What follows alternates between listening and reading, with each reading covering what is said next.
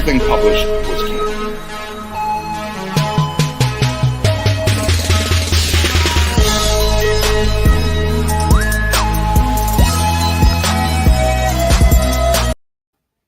References are brought to you by our personal collection of books, the Cardass Library. Hello, everyone, and welcome to this month's Holonet Journal. And this is a show dedicated to pre-Disney Star Wars or George Lucas era Star Wars. And basically, this is this month in Lucasfilm, our Star Wars history, and we are focusing on February. And remember, this is a pre-Disney production. We will not be discussing anything Disney Star Wars lore. I do not do fake lore. And this month we will look into, for this month, we'll be looking into Ralph McQuarrie art and the concept art that was published during this time or this month in the history, as well as novels, short stories, and of course, filming production that was happening for Return of the Jedi during February of 82. So I'm going to go ahead and check who's in the chat. Let's get this going, you guys, and welcome to Holonet Journal. Again, this is dedicated to pre-Disney George Lucas era of Star Wars, the history of, and I'm excited to be here for you guys. This is a once a month, so that I have time to really focus and give you guys some interesting stuff, some fun facts, all of that. And of course, the interaction with chat will be slightly different, but I want to go ahead and say hi to people who are popping in right now. Soul Assassin, hey, what's up, yo, Vato? Hey, how you doing? And then we have channel member here. Hello there. I get what you're saying, and I hate when that happens, when, you know, auto assumes what you're talking about. GB Luke, how are you doing? And again, welcome. And as you guys come in, please hit the like button as well, and let people know that we are live here. And let's see here. And Echo Base, how are you doing? I'm glad you guys are here. And Jedi Padawan Trela, good evening or good night. Good night sounds like I'm telling you guys to go. So good night anyways. And this is Holonet Journal. This is a focus of this month in history for Lucasfilm and Star Wars in general. And then we have Stunning and Brave. What's up? Hey, everyone. And thank you guys for coming in. Now let's see what's going on here. Black Pill here reporting for duty. Well, I'm pretty bad at that. I'm pretty bad at being that stereotype, I guess. I'm not very good at doing that kind of stuff, but that's okay. So again, this is all about sharing what's going on in this time frame in Lucasfilm and Star Wars history. So I was going over some interesting stuff today, and of course, one of my collaborators is Open Airlock Policy from his Cardass library, and that's why that clip placed that. So you guys, please go check out his channel, Open Airlock Policy, or Tim, and subscribe and support. He has his own concept of giving this week in history, I guess you can say. So, and I like what Jedi Padawan Trailer says, I am a chill pill. Yeah, I like that. I like that very, very much. Yeah. And so you guys know all about the concept art for Ralph McQuarrie, right? So he's the one that George Lucas hired, and he sketched out all the wonderful ideas that George had going on in his head. And so we get a lot of like the lightsabers, how they look. This would be the very early development of them. Vader, of course, with his mask, and that's supposed to be Luke in a mask. But so here we are. So February 14th through the 15th in 1975. So this is everything was in production. The history, you know, like everything was going on, concept art. The movie was being developed, the script art, all that. So it says, in one day, Ralph McQuarrie completes a second painting based on a scene described in the second draft of the Star Wars entitled Laser Duel. And I think that's pretty cool. As an artist, I love looking at these concept arts and seeing how familiar and how much true to the sketches that George tried to keep for his development of the films. And then also seeing the changes as well. What do you guys think about this? What do you think about this concept art? Do you like the idea of how Vader looks? It looks very similar. There's differences there. There are differences. Of course, the saber is blue. We all know that it's red. And then Luke's white, which we already know it's green. So it's very interesting. So Ralph McQuarrie says early in the script, there was a description of Vader crossing between two ships in space. So I created this mask so he could breathe in space. So that makes sense, with a suggestion of teeth in the mask grill work. Very interesting how that happened and how that concept.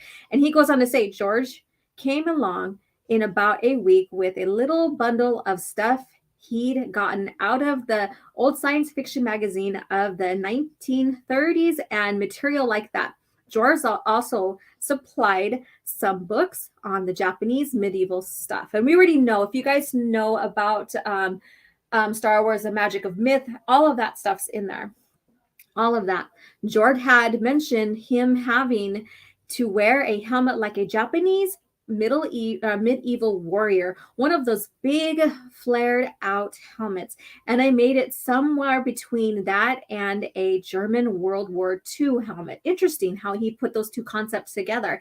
And probably one day I made all the drawings that pretty much defined Darth Vader. I was moving very fast and didn't have all week to fool around with Darth Vader. I had lots of other things to work on. George was very happy if you came up with some ideas that were completely different. George didn't envision Darth Vader with a mask. Oh, that's very interesting. So did you guys know? And thank you guys for popping in. I will come back to the chat and say hello to you guys. So did you guys know that he didn't envision Darth Vader with a mask? So let me know if you know that or not. Very little interesting tidbit right there. If you guys did not know, he said he might have his face covered with black silk, but I got worried for Vader's health because he has to transfer to another spacecraft through outer space. So he gives us a breakdown of that. So that's very interesting. So I love this concept art as an artist. You can tell, like I said, you can see similarities to what Ralph McQuarrie was doing versus what George gave us on screen. And then later on, as we see Star Wars developed through the EU and through the comics, the games, all of that. So here we go. So let me see, check on you guys. We have Mr. Dystopian. Hello, how are you doing? And let me see. And I'm not wearing any headsets. This last time I had Holonet Journal, that was quite funny. I'm just going with my basic mic here. And then I've seen the Darth Vader concept was made into a figure. I think I've seen that before. I should have pulled that up.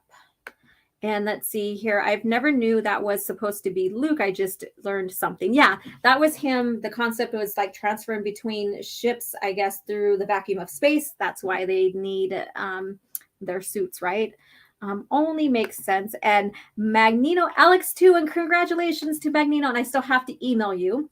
He won the copy of Son of Kifu painting, and I just have to get that scanned and send it off to him. So I will reply to your email, I promise you. Let's see who else is coming in. Matt G, what's up? And then open airlock policy, hit the like, yes. And wow, that is the site I used for this weekend. Yes, I told them a little bit about that, your little this week in Star Wars history, basically. There you go. And that we are in collaboration together with getting this history out to the greater masses to keep Star Wars, the classical Star Wars, in front of everybody. And then Soul Assassin, enjoying the stream, please consider becoming a channel member. Yes, yes, yes. And Fook Norris, good vibes. What's up, all? Yes. And then Magneto for $1. Is it a sticker? I don't see it. I think it's just a $1 super chat. Thank you so much for doing that. There we go. And let's see here. So thank you so much for that as well. And as you guys can see, let me just go ahead and bring myself full screen. I attempted the Leia bun braid still. I think I made it a little bit too high because my braids, my hair's about almost down to my butt now. Okay, you guys. And so I went ahead and did that. So there you go. A little bit of Bespin Leia buns for you guys for Holonet journal here. And let's go ahead and go back to the screen there. And let's see here. All right. And so I'm going to go ahead and look at this as an artist again. So, we have the, it looks, the way the Ralph McQuarrie made this, it looks like the spaceship is like the ship quarters there is, kind of dank. The lighting is very low, so it looks green. Again, of course, this is just concept. So Vader's lightsaber is not red because that wasn't developed yet, the color that George wanted for that. And then Luke's saber is white there. And it goes off to kind of a point. We do see in the past other EU stuff like comics, and I guess I'll say that even Filoni using that concept for like his the Clone Wars later on and stuff. So that is a little history right there as well with that. Let's see here. And then mid-February, Lucas hired artist Alex Tavalores to draw storyboards for the opening sequences of the film. Lucas met Tavalores. I just butchered that. I'm so sorry. Through Francis Ford Coppola. So there's a little bit of history there for you. And then on the 20th, and this is all in 75, Ralph McQuarrie completes the concept painting entitled Imperial City Alderaan. City floats in gray clouds. And so I didn't pull that up, but the Imperial City Alderaan, the city floats in gray clouds. That sounds kind of familiar, right? And then Ralph McQuarrie on the 22nd, Ralph McQuarrie completes the concept painting entitled Battle for the Death Star. Fighters dive on spears. The painting shows a Y-wing attack the spaceships. So there you go. So wonderful art he does. This right here is a little a concept piece of art that he's done previously of our favorite two droids. I don't know if they're your guys' favorite. And so I thought this was very, very interesting right here with Luke. And let's switch gears here. So who's all popping in? Every idea that that isn't used is saved for something else, correct? It just continues to inspire. I even have like sketches like this is my concept art. I have a little adjustments I need to do on it, but I'll show you here. This is my concept art right here. I haven't continued it since then. I need that color green. I have to order it because all the art store supplies, they don't have the color I need. And so I have to go back and reorder that or reorder the filler there. So everything is saved. Everything has is saved for ideas later in the lore. Just like, Weston Games with all the history created with that, that's always referenced as well. Star Wars was huge. Lucasfilm did huge productions, had a lot of material and expanded a lot of things. On the Galaxy of Fear, I loved those books. Yes, and this is next right here. This is next. So I don't know if you guys remember, or you may not be old enough to remember, the series started in 1997. And this was based upon when Goosebumps was out. This storyline spinned off of that. And so I thought it was very, very interesting. I really didn't get into them. I know of them. I know the concept. I know the story a little bit, but I really didn't get into them at the time. But I thought it was very interesting to share with you guys. So let me know in the chat if you guys know or have read any of these books here. So it began It began February 1997. Like I said, juvenile novel in the vein of the smash hit Goosebumps. It is a 12-book series, so that was more than just one. And some of them, there's other publications within the series that was done in February. I just figured I would begin with the very first one here. So, and it was focusing on adventures of Zach and Tash Aranda, and they were repeatedly crossed paths with diabolical Imperials. The plot filled with chills and twists, just like Goosebumps, and major Star Wars characters have guest appearances. So we have these characters, these young characters in here, and the story is kind of like a children's thriller, I guess you can say, like Goosebumps, and there's gonna, there is like big guest appearances as well. And so, and I think they were very a very fun read from what I recall from people, myself talking with people. Alderaan Survivors, and let's see here. Let me go up here. And let's see. I never read that book. Look forward to getting them. Yes. And I would think that if you're going to find them, you might find them in probably more than you want to pay for them, because these are not republished. These are just like the Young Jedi Knights. You can find them for $300 for the whole set of 14 books. You're going to pay a pretty penny for those. I just got into Dark Times, so it'll be a while, right? And Dark Times is a really good timeline too. It really gets into like when you get into all the material there. Becky Brown and my dad got me them. Awesome. Yeah, so this is a very good production. And again, this is by John Whitman and Bantam Skylark are the publisher, or the publication, or the publishers. And the timeline for this begins in 0 ABY. So ABY after Battle of Yavin. And the main planet is Devorian. And of course, Tash and Zach and siblings begin. But as the story goes along, there are more characters that interact with them and move the story along. Antagonists and other like secondary characters. And a very, very fun read. And then we have this one here, and it's The Pearls in the Sand, that was published in Star Wars Insider number 24. And the author of this one it says Veronica. Well, good job, Laura. Veronica Whitney Robertson. And you know what I did? I cut and pasted that. I didn't check it, but that's okay. And then it's Piazzo Publishing, and then the published date is 2004.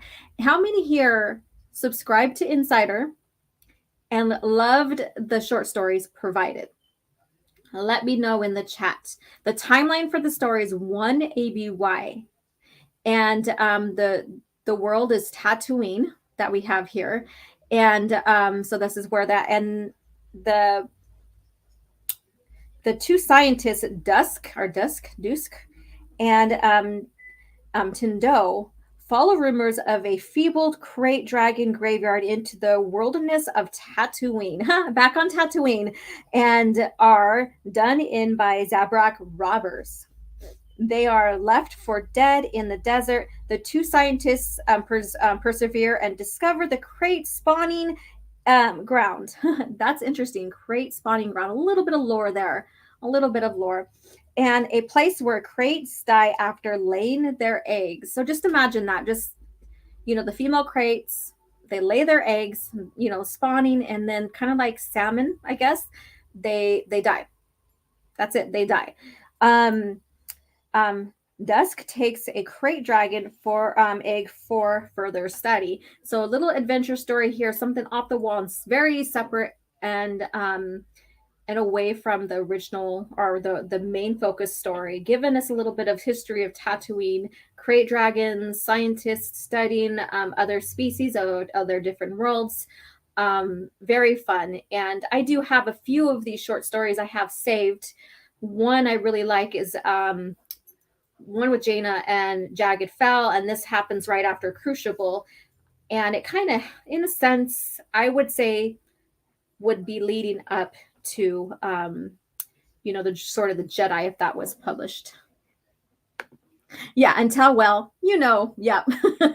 And then didn't subscribe, but would buy them here and there. Yeah. A lot of people like that was one of the main things. That was one of the main things is always excited to see what's new coming out with Star Wars Insider, all of that. That was one thing that, I think a lot of fans back then really loved looking out for. And what a great life. Yeah, a great life on Tatooine for Crate Dragons. And let's see here, anything else? And let's see, Jedi. Hey, everyone, haven't said hi too. Yes, thank you so much. And so again, I did have some links to get some of the short stories. I only saved a few of them. I wish I would have went through and saved a lot more, but that's okay. And so this came out like again in February 2004, and nice little addition to a little bit of Star Wars Tatooine history with Crate Dragons and Adventures of Scientists, because there were scientists out there. If you guys haven't had a chance to read the Kenobi novel, that of course is centered around Tatooine and Obi-Wan's exile and stuff, and it has a lot of lore here, and it does deal with the Crate Dragon and what Tuskens feel about Crate Dragons, so I recommend that as well. And then Steven Salcido, hey OG, hello and welcome, and please hit the like button. I appreciate that. And then of course, then we're going to the adventure journals. This one is about the combat moon in the adventure journal here, and the author is John Whitman again. And this is Weston Games, of course, and the published date is February 1996. The timeline is 2 ABY, and the worlds visited is Raban and Ska'ur. I'm like terrible at that thing, and Star Wars, how they are with the pronunciations and how you should pronounce them. I think I've heard various ways of Coruscant being said on the audibles, so it's very interesting with that. So this is published around February 1996 in Star Wars Adventure Journal number 9. There is a dispute between the neighboring Raban Knights. I could say that like forever and still probably not get it right. And Ska'ur, usually resolved with rituals duels on a satellite moon known as the combat moon. So between the two, they had ritual combat duels to resolve issues. Warrior champion Mika Streve and Shishak discover the Empire has been secretly trying to expose rebel or spark open hostilities between the two worlds. This is to expose rebel sympathy and possible enclave of the rebels there. And so we have that. So we have, this is early, like I said, it's 2 ABY. So the Empire, we know that has been on their butt. If you've been keeping track of Coffee Chat with the comics with Dina Shawn, we know that, they're always trying to defeat them, get rid of them, what have you. And so this is another way to kind of like get at them. So they antagonize those worlds and cause these fights to help to see if they can get any expose any rebel sympathizers, and if they have any bases or any base or anything around there. So a very fun story to read. If you're interested on between the conflict between the Empire and the Rebellion and how other planets are involved, very good read right here. And this art right here on the cover is Ralph McQuarrie. So very nice. It's a Ralph McQuarrie piece right there. And you can see that there's a bounty hunters there, the bounty hunters on the front there. And nice shading there, a lot of complementary colors. You have the purple with the red and the oranges as well. So very nice artwork with him with that. So let me see here what we have going on here. Star Wars Insider Collection. Awesome. #1 Star Wars Insider. There we go. There you go. Thank you so much, Soul Assassin. Thank you so much, Vato homie. I appreciate you so much. Let's see here. And yep, and I'm going to share the stream out. Thank you so much. I appreciate it. I appreciate. And again, let me pull this up real quick. with collaboration of... References are brought to you by our personal collection of books, the Cardass Library. And thank you again for your collaboration with Cardass Library, Open Airlock Policy. Thank you so much. I appreciate everything you do, and both your passion and love for Star Wars and sharing out the history, and it helps with my channel, obviously yours. So if you guys haven't had a chance, please go check out his channel and subscribe as well. So let's go on here, and then of course everyone's favorite right here, X-Wing series. The beginning of the X-Wing series was born basically February 1996 when it was published by Bantam Spectrum.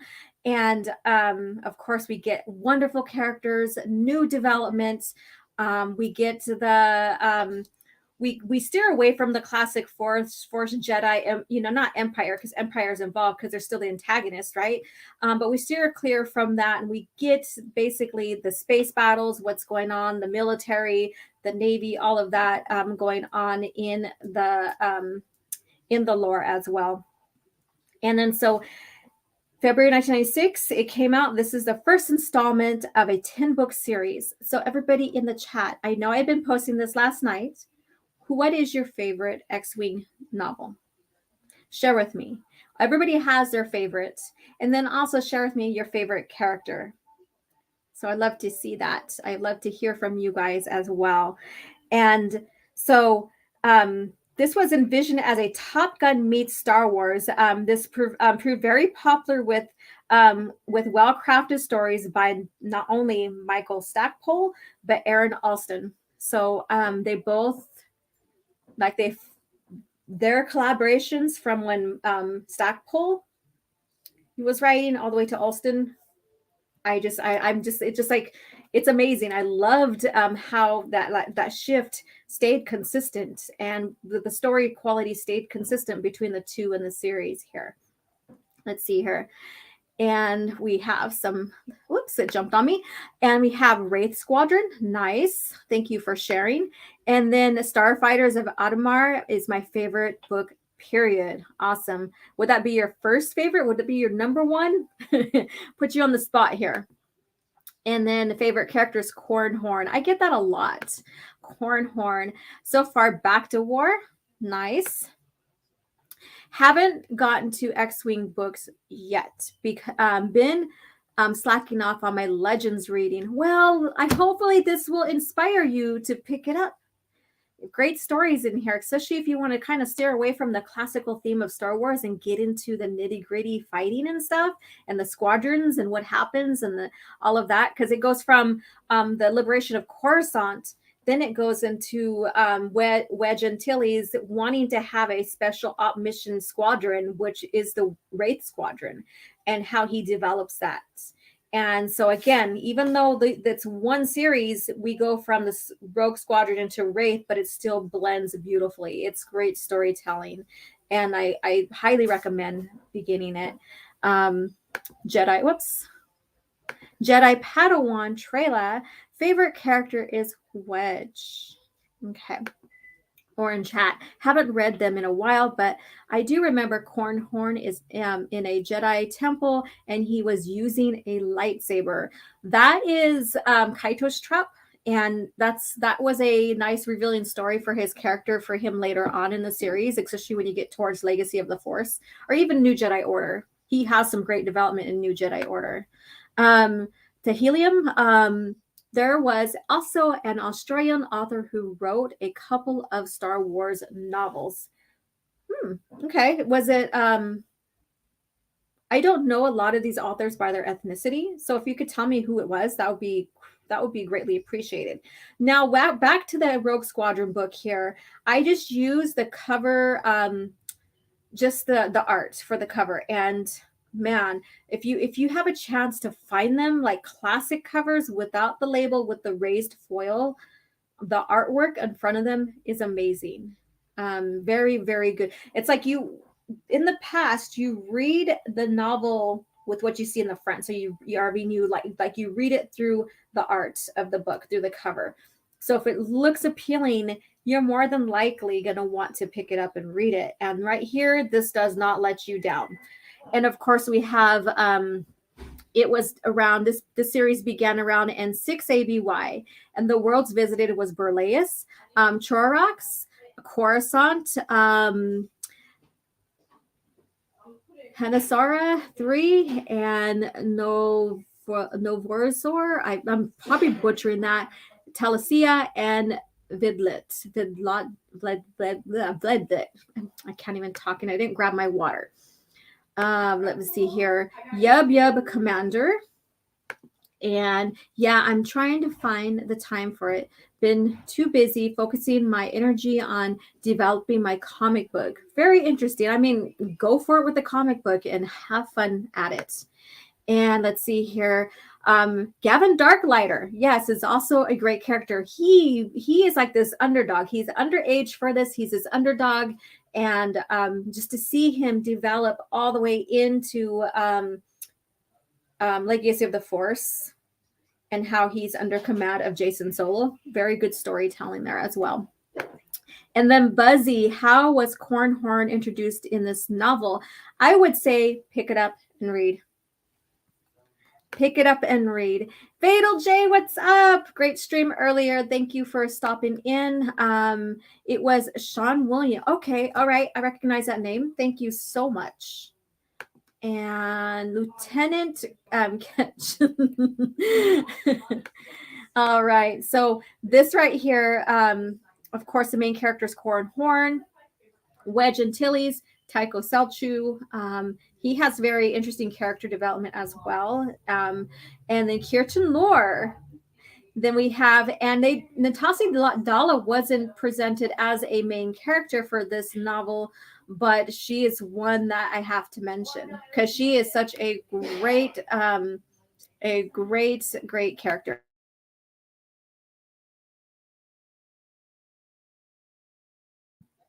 And then we also have Irisi Delart, and then Merrick's Tarek. So I love Merrick's Tarek as well. She's such a great character to read about. Let me see. I already got that already. So that, so here we go. So this is the first book, the first installment. And then when you go along with the history of this, there's other books that were done in February as well that were written or published in February, not written, but published. And so I highly recommend this to pick this up. So if you haven't had a chance to pick it up, the Audibles, they're abridged. So you're not going to get the full story. You need to get the full stories in here. You really, really do. I recommend it as well. Orange Hat Reviews. Tycho Selchu was actually in Return of the Jedi, and an A-wing that turned out of the Death Star to draw some of the ties off the Falcon and Wedge. Correct. And then such a good book. I agree. And then we have Rogue Disney. What's up? Howdy, folks. Hello. How are you guys doing? And so again, can't say enough about this novel and the series. And I highly recommend it, especially for those who want to kind of steer away from the typical plot of Force users and stuff. And then I decided to add, and I'm going to go ahead and show my screen, this to it. This was created in February. I have it. This is the comics companion right here. And I love the inside cover. I'm going to take a picture and use it. But you have all the comics right there. And this has like Dark Horse or Dark Empire in here. So it has a chronological order of them, but this is only part one or the first edition. I don't have the second one where it has more of the stories as well. But great companion to have if you have the Reader's Essential Reader's Companion. Pick up the comics companion as well and have them next to you, because then it helps you with maintaining the chronological order of reading between the books and the comics as well. And so this was the authors was Ryder Wyndham and Daniel Wallace. And this is from Dark Horse Books, published February 2006. So if you're an avid collector of these essential readers and companions, guidebooks, I suggest this. I highly suggest this. It has, great information here. It even tells you, and I'm going to go ahead and bring my screen back up, but it even has little points in here of continuity notes. All right, let me see here. Here you go. So it even has continuity notes that you can go back and read about the comics, just like the Reader's Companion does. And so if you're really a huge buff about continuity and the maintenance of, or not maintenance, but the development of continuity and how each one ties in together and stuff, and I suggest that. I really, really, really do. Let me see here. Thank you, Soul Assassin, Star Wars Comic Companion, Star Wars. He shared the link out. So if you guys are interested in, I feel like I should be an advertisement for all this classical stuff that I'm bringing you. They need to sponsor me. I don't want this. I don't want Lucasfilm sponsorship. And then, yeah, so great companion to have. I really like the art here. We have Luke and Anakin with Vader here. And the colors are very, like, you have the tension colors of red, which is passion, all of that. And then you have, Anakin with his blue saber and Luke with his green one. And then you have Vader in the background with the helmet. And I just really just like how it looks. I think this is better cover than I've seen in the newer Star Wars stuff. So I highly recommend this as well. And then, of course, if you guys have any questions or want to discuss something regarding what I shared, the reason why I have this live stream and not just a regular pre-recorded video for you guys is so we can have this discussion. This is Holonet Journal. This is all about sharing events in Lucasfilm and Star Wars, whether it's development, the novels, characters, all of that, to keep your interest sparked in Star Wars, especially the heart of Star Wars. And so before we move on to one of the bigger themes that I have for this, we do have Dark Forces, a soldier for the Empire. And so how many of you guys played the games Dark Forces? So let me know. And let me know what you guys think about this. So the author is William Dietz. Came out from Dark Horse Comics and Boulevard Putnam Books, published February 1997.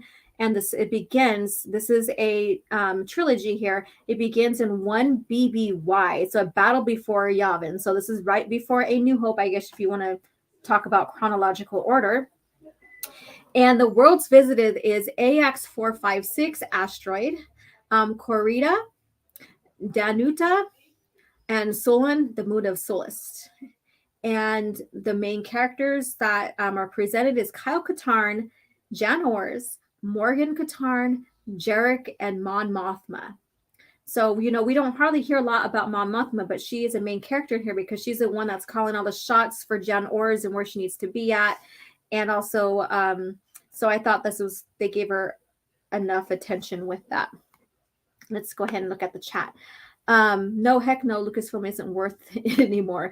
Magneto Alex 2. I've played the game, never read the books. The books are great. They're not that I have the whole collection. I should have grabbed them for this stream here, but they're put away. I got my book collection on the side of me.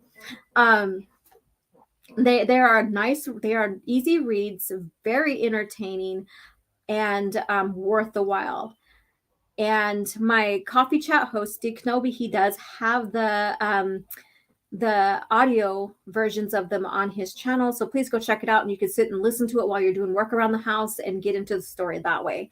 Me, I like to read, but I also like to listen. Sometimes if it's an abridged, I will read and listen just to kind of compare notes with the books and stuff. I just got this. You just got that one? Did you get the whole trilogy or just the Soldier for the Empire?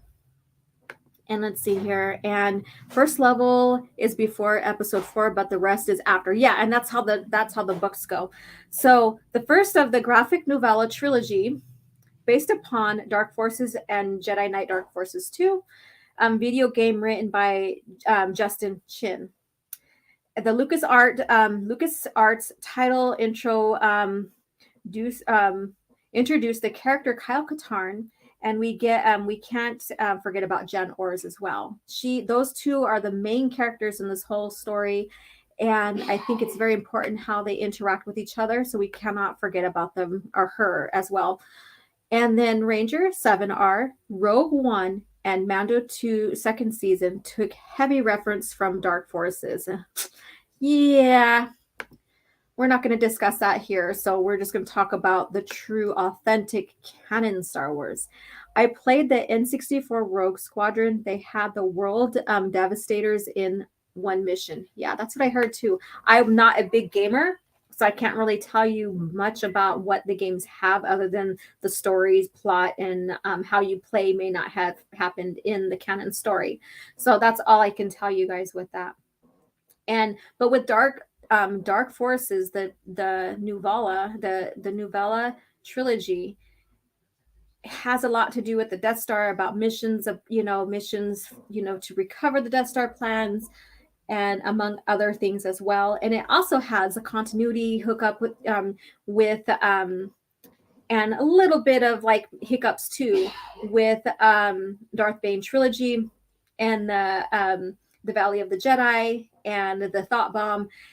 But I don't think it's bad. I don't think it's terrible enough to say that it breaks continuity with each other, and just little hiccups here and there between when one was developed versus the other. We have to remember that Star Wars, Lucasfilm licensing, keeping of continuity, as they started expanding, it started getting bigger and bigger. And I know that with such a big history, lore within a franchise, it's hard to keep track of a lot of things. It is, but I think they did a really good job. I really, really do. So I highly recommend this trilogy here. I would say pick it up. If you really want to know the real Death Star, the real heist to get the Death Star plans and all of that and the adventures, and especially if you're really interested in Kyle Katarn, pick it up and add it to your collection. Right now, you can find this on Amazon, on I think the thriftbooks.com. I'd rather send you there.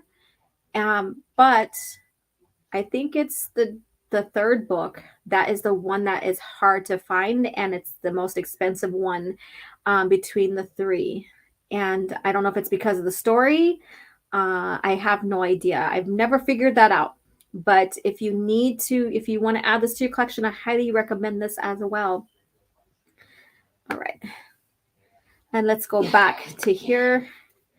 And let's go into the filming. So early February 1982. So we're going to get into the filming of Return of the Jedi, the Rebel briefing room scene at Elstree Studios on Stage 5. And so this was done, 1982 in early February. And Return of the Jedi is my favorite out of the OT. My number one out of the whole 6-movie saga or episodes. My very first, or my almost favorite one. And so this is the scene right here that was filmed right here. So the Rebel briefing here, and they're discussing like their plan, their strategy, and where Han has his team, and Leia jumps on that, and Luke returns from visiting with Yoda. And so I thought this was very interesting to bring up since it's a film and it's a film development. I thought about playing the actual scene, but I'm not sure if it's going to give me a strike or not. So I decided not to do it. And when you look at that, you see the Rogue Squadron, you see all the squadron, you see, various different beings in here. I would say there's a lot of diversity in here.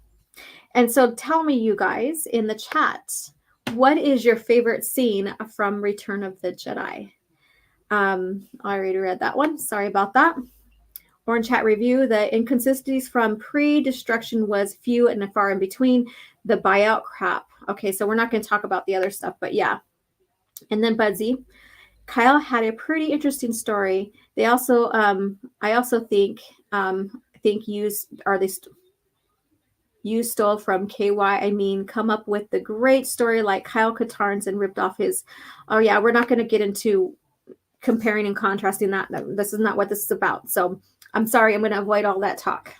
I'm going to try my best with Holonet Journal, giving you the heart of Star Wars and the development and what happened pre-2014. Return of the Jedi was my favorite Star Wars film too. Awesome. And let's see here. And Orange Hat, yes, the mouse. Yeah. It causes the Ewoks. It's because the Ewoks isn't OG ladies like cute bears. No, it's not because of that. In fact, you know what? Those guys are ruthless. Those Ewoks are Ewoks are ruthless. They're not no cuddly bear or whatever, but it wasn't because of that. And let's see here. Studying and Brave, Vader saving Luke. Awesome. Fatal J. OG. Hey, Fatal. How you doing?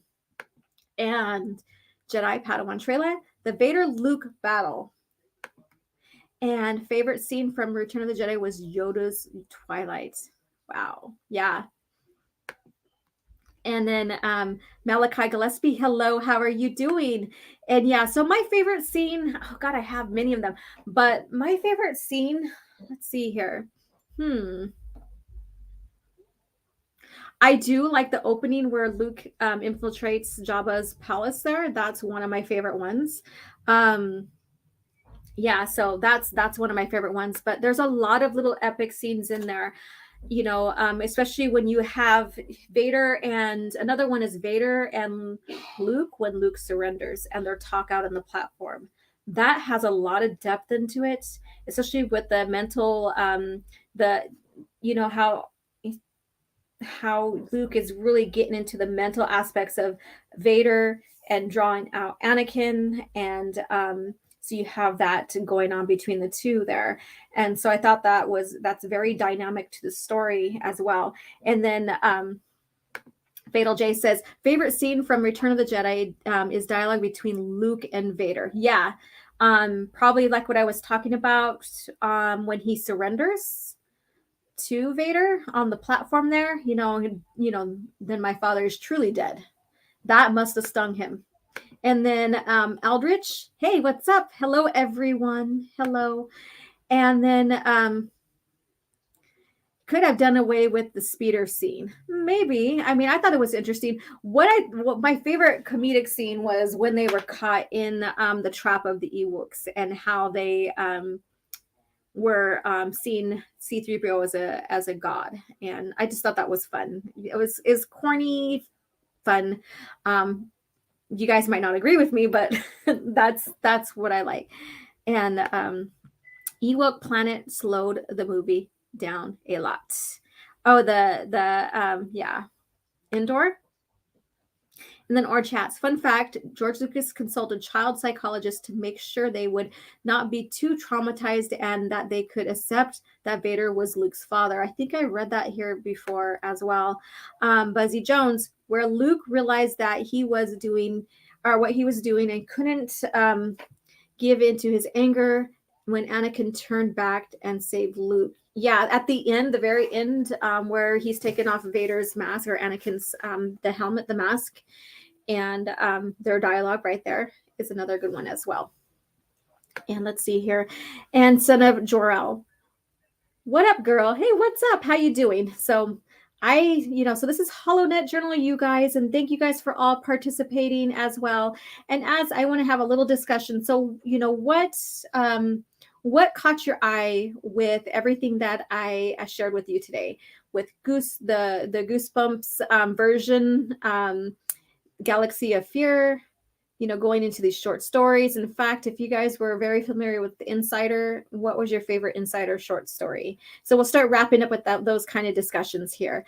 And then since I brought up the comic companion, share with me your favorite comic as well. And then Lady T, of course, Quinlan Voss. Out of nowhere, she says, Quinlan Voss. What's up, Lady T? How are you doing? I'm glad you're here with us as well. And so share with me like anything that you have learned here or was surprised at. Do you have a favorite piece of Ralph McQuarrie art that you would like to share with me? And let's see here. The original Marvel run. Yeah, and I think they have it in here. Let me see here. This has a table of contents. So here we are. We're gonna nerd out on the table of contents here. What do they have in here? They have a lot. They have a lot. And like you guys can really see the itty bitty. The itty bitty. There we go. So they have the table of contents here. And I'm like really bending the front thing here. Let's see here. And the original Marvel run, it was fun art. You could tell when you look through this, you can definitely tell the evolution of comics. And that's another reason why to pick up these companions, because then you can really just appreciate the evolution of comics from, the 70s, 80s, all the way up to present time. I'm not too thrilled with some of the present comic art lately. And this is for Lady Toriel. There you go. So we have that. Very good art, very good coloring. And let's see here. Oh, that's going all the way back. I'm going back in time on this. And this is, like I said, is in chronological order. And this right here is for open airlock. We have Isani. There we go. And let's see here. So, and we even have in here, like I said, we have the Dark Empire. And just loads of fun. We even have like the manga editions and anthologies in there. And the New Jedi Order era. So this doesn't have Legacy yet because this is only part 1 or the first edition. Yeah, so it's a very cool. So I highly recommend that as well. Let's see here. And all right, thank you, Abu Nas, for the $5 super chat. Dark Council is over, and I had to pop in to support my awesome and beautiful EU elitists. I'll catch the playback. Time for bed for me, unfortunately. Well, thank you for popping in and for the super chat. I appreciate your support as a channel member and bringing in the super chats and just in general coming in and supporting. Soul Assassin. So far, I would say my favorite comic is Legacy. Cade Skywalker. That was an excellent story. Excellent story. And then Orange Chat says, Galaxy of Fear was an interesting reveal. I would look into them. Yes, that's the whole purpose of this, is discovering stuff you didn't know, learning about stuff you didn't know, and just having fun discussing this. Soul Assassin, as far as I would say, my favorite comic. Oh, I already read that. Alora. And then Buzzy Jones. What a lot of people never talked about is Leia was wearing the dress the Ewoks gave her. Where did they get that dress? That has been discussed and covered. She made it out of a material that they had. So she made her dress. And let's see here. I didn't particularly like Boss, but I am fascinated with the idea of bloodline force abilities like psychometry. Okay. And let's see here. Now the chat's going a little fast here. Favorite Ralph McQuarrie art was his concept for Hoth, where you see volcanoes and green pastures in a deep caverns of Hoth. Very beautiful. I vaguely remember that. I do. And then we have, must be dinner time for you? Look at all those hamburgers.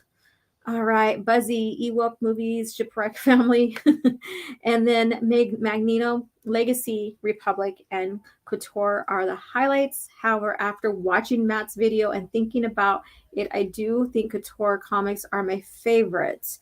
Awesome. Sometimes revisiting will either shift you from what you thought maybe was your favorite to something different. And that's the whole discovery of going back and reading Star Wars again, is that you might shift on what you think you like, and you might discover something brand new. It's huge and vast. Let's see here. I saw that pic the other night. Wow. So that must be from when I shared with Arisani's picture. I once had a pic with Isani cosplayer lost it. That would have been fun to see. Huh. I get all these ideas for cosplaying. Like I want to do I owe you guys Janors. I want to do Merrick's Tarek Horn.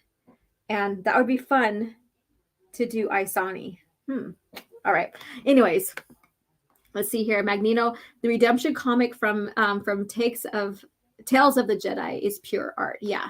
Like I said, that's okay. I'm stickler for my phone hates me, and so sometimes it just reinvents a whole new like topic for me when I'm trying to type out. Redemption is just episode 8 done right. Let's see here. And then pizza. Yeah, it's about time to eat for me. And thank you so much. Become a member and enjoy the perks. Thank you guys so much. I am, like I said, this is next for the next offering. So I'll be painting it on a flat canvas. And we're about to close out here. I wanted to keep Holonet Journal kind of short and sweet. But this right here, I'm using panels that are made for oil painting. So I'll be doing the Boba Fett's with Slave 1 on that as well. So a little bit of that. Let's see here. And then, good. I read that one on post, but I think Star Wars Girl Sorry. Also, I heard about George too. I don't know what you're discussing right there. Why I respect him highly as a filmmaker. He actually cared about what children were watching. Oh, okay. Now I know. Yes, please hit the like button here. And great stream, OG. Have a wonderful night. Gotta get some sleep. Thank you so much, Orange Hat, for being here and being a channel member.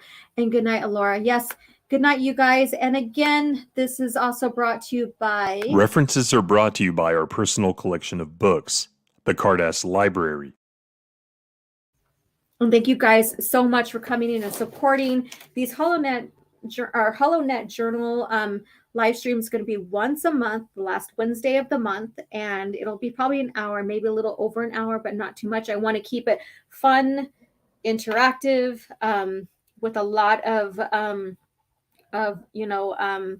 history and points, sharing educational stuff when it comes to this month in Star Wars Lucasfilm history. So that's the point of this, and just to discuss and nerd out with each other on that. Let's see here. Good night, OMG, and everyone. OMG, probably you meant OHG or whatever. And Kardashian, the Kardashian Library. Is that what you heard? The Kardashian Library? It's the Cardass Library. And again, thank you guys again. And please go subscribe to Tim Open Airlock Policy as well, who also offers a lot of lore when it comes to Star Wars and even Star Trek and wrestling, all of that. So great channel, everyone. So thank you guys again, and stay tuned for the announcement when I start doing the campaign for the next painting drawing. And if you haven't become a member. You always have time. And again, this is OG Star Wars with the Holonet Journal here. You guys have a great night, and talk to you later.